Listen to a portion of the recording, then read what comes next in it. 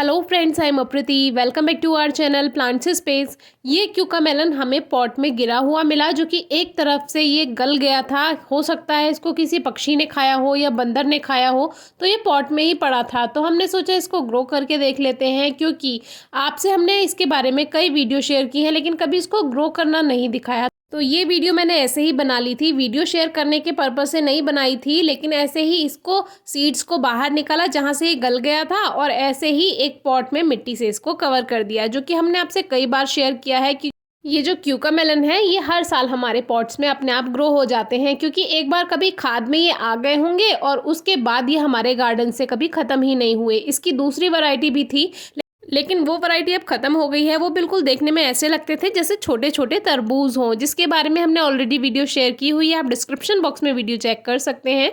तो ये जो पॉट है ये एक करी प्लांट का पॉट है, और इसमें ये प्लांट अपने आप ग्रो हो गया है। और कुछ दिन पहले हमने इसमें से क्यूका मेलन हार्वेस्ट किए थे, जो कि आपसे शेयर भी किए थे, और अब दोबारा से इसमें फ्रूट्स आने लगे हैं।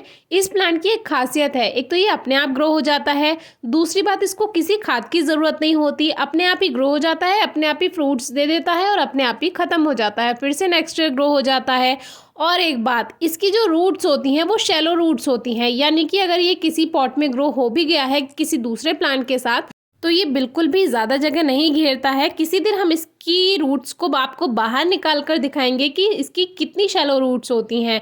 तो ये जो फ्रूट्स हैं इसमें लगे ही रहते हैं और बहुत ही अच्छा लगता है इनको हार्वेस्ट करना। बहुत प्यारे छोटे छोटे से होते हैं ये, और ये आपको खेतों में भी देखने के लिए मिल जाएंगे। हमारे यहाँ तो ये खाद से ही आया था, गोबर की खाद से, यानी गाय भैंस ने जो हरा चारा खाया होगा उसमें क्यूका मेलन भी आ गया होगा, जो क्योंकि जंगलों से जब हरा चारा लाया जाता है तो उसमें ये आ जाता है। तो उसी में से गोबर के द्वारा इसमें सीड आ गया होगा कोई, और हमारे गार्डन में प्लांट्स में मिल गया, और अब ये हमारे गार्डन में ऐसा फैल गया है कि ये ख़त्म ही नहीं होता है, और हर साल हमें बिना ग्रो करे ही मिल जाता है। लेकिन आज इसको ग्रो भी करेंगे, इसका रिजल्ट भी आपसे शेयर करेंगे। एक बात का और ध्यान रखना है, हमने आपसे कई वीडियोज़ में बताया हुआ है कि इसके जैसा दिखने वाला एक फल जहरीला भी होता है। तो आप इसको ग्रो करने के चक्कर में कहीं उसे ग्रो ना कर लें, तो ये आपको बिल्कुल नहीं करना है ऐसा, और इस बात का बहुत अच्छे से ध्यान रखना है। ये जो होता है इसका टेस्ट कुछ कुछ खीरे जैसा होता है, बिल्कुल खीरे जैसे ही इसमें बीज होते हैं, जैसे कि हमने ग्रो करना भी आपको दिखाया। और अब आप आज का रिजल्ट देखिए, लगभग आज 14 दिन हो चुके हैं, 14 डेज़ हो चुके हैं, और 14 डेज़ के बाद इसका रिजल्ट कुछ इस तरह से है। तो ये लगभग इसके जो सीड्स हैं वो 5 से 7 दिन में जर्मिनेट हो गए होंगे, क्योंकि आज ही हमने इस पर ध्यान दिया, इससे पहले हमने ध्यान नहीं दिया, क्योंकि आज हम अपने सभी प्लांट्स देख रहे थे। पिछले 6 दिन से लगातार बारिश हो रही है, तो हम हर प्लांट को देख रहे थे कहाँ क्या प्रॉब्लम है। तो उसी में ही नज़र पड़ गई कि अरे ये तो सीड्स हमने ग्रो किए थे और ये जर्मिनेट भी हो गए। बिल्कुल इसके प्लांट्स जो है एक तरह से खीरे जैसे से ही लगते हैं। तो जितने भी बेल वाले प्लांट्स होते हैं उनको ग्रो करना बहुत आसान होता है। आप इसी तरह से खीरा, खरबूजा या तरबूज भी ग्रो कर सकते हैं। अभी कुछ दिन पहले हमने आपको खरबूजा हार्वेस्ट करके दिखाया था, तो वो वीडियो भी आप चेक कर सकते हैं। अब इसको शिफ्ट कैसे करना है, ट्रांसप्लांट कैसे करना है, इस तरह से इसको बाहर निकाल लेना है, और किसी भी पॉट में आप इसको लगा दीजिए। कोई फर्टिलाइज़र की रिक्वायरमेंट नहीं होती है, ऐसे ही किसी भी प्लांट के पॉट में लगा दीजिए और उसी में ही आपको फल बनाकर दे देगा।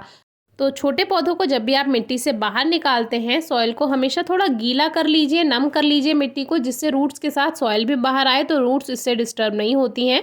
और इन छोटे छोटे प्लांट्स को हटाना और एक जगह से दूसरी जगह शिफ्ट करना बहुत आसान होता है।